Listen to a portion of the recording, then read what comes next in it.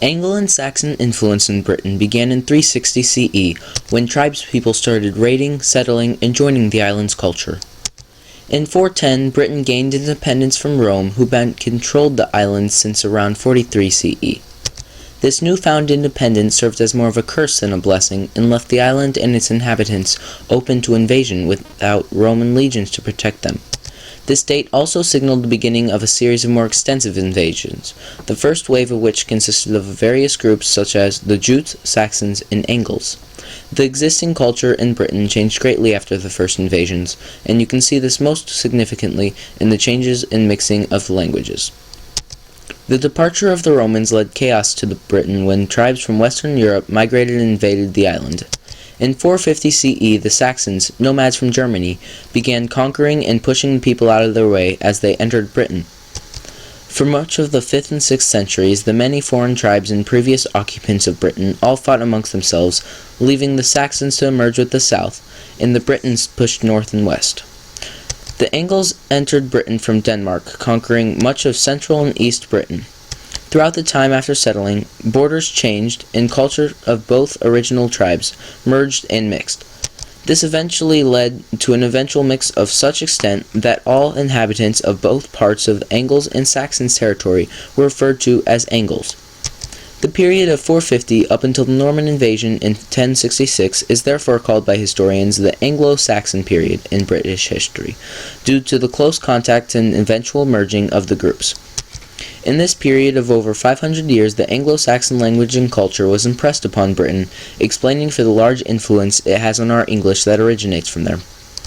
Without the historical events that took place, our language would be completely different than it is today.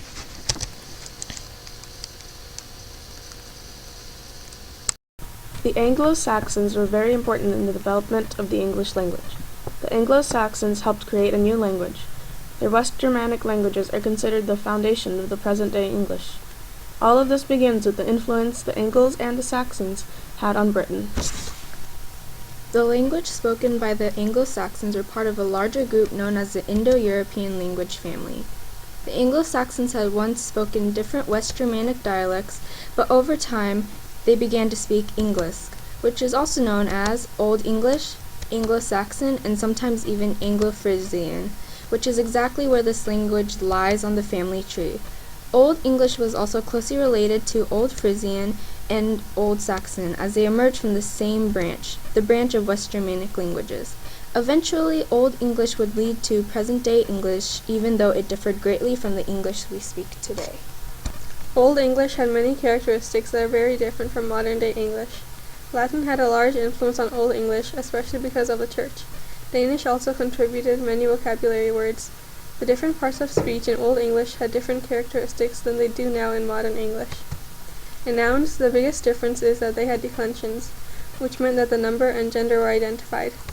Verbs also had declensions. There were two main tenses of verbs that were used in Old English. They were present, future, and past tense. There were also two classes of verb stems. The first was vocalic, in which an internal vowel shows variations, which was also known as strong verbs, and the other was consonantal, which is also known as weak verbs.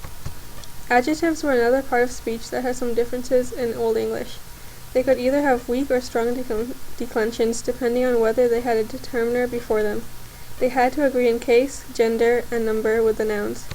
When adjectives had the endings lik or e added to them, they became adverbs. Old English did not have articles. Also, the syntax in Old English was much more flexible than it is now. The word order was not as important because the declensions told the function of the word in the sentence. However, the general word order was still subject, verb, object. But when the stress began to move to the beginning of the word, the endings were not pronounced as clearly, and as a result, the endings began to disappear completely. So now in modern English, the word order is important because we don't have declensions. There are several other ways in which modern English has become different from Old English. Why is modern English so different from Old English? Modern English is essentially an evolved version of Old English that over hundreds of years was influenced by other languages. In the transition to Middle English, Britain underwent two major invasions, the Scandinavian and the Norman.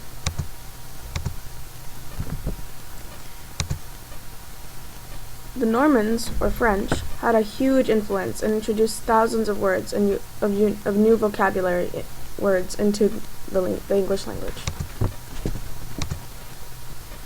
When Britain came to power, they were influenced by vocabulary words for objects they had not seen before, like the kangaroo. We can see the difference between Old English and Modern English words. For example, in Old English, the word swin means pork in Modern English.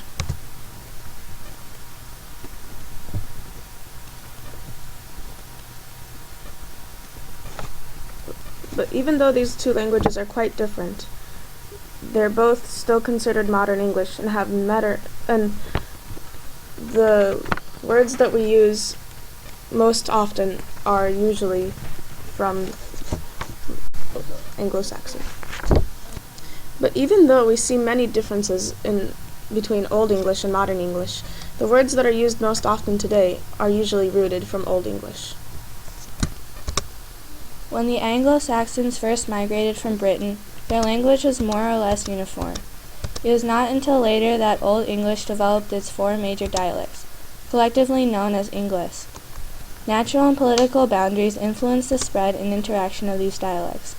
The Jutes, for example, inhabited the southwestern region of Kent, which is where they developed an Old English dialect called Kentish. West Saxon took over the rest of South England where the Saxons claimed territory.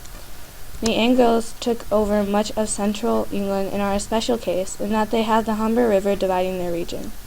As a result of the separation, two speech groups, Northumbrian and Southumbrian or Mercian, developed in the Anglian-speaking region. In the 8th century, the Northumbrian speech group led in literature and culture. That leadership shifted to Wessex and the West Saxon dialect in the 9th century when Viking invaders entered England. Winchester became the chief center of learning, and, under the reign of King Alfred, West Saxon became the standard Old English dialect.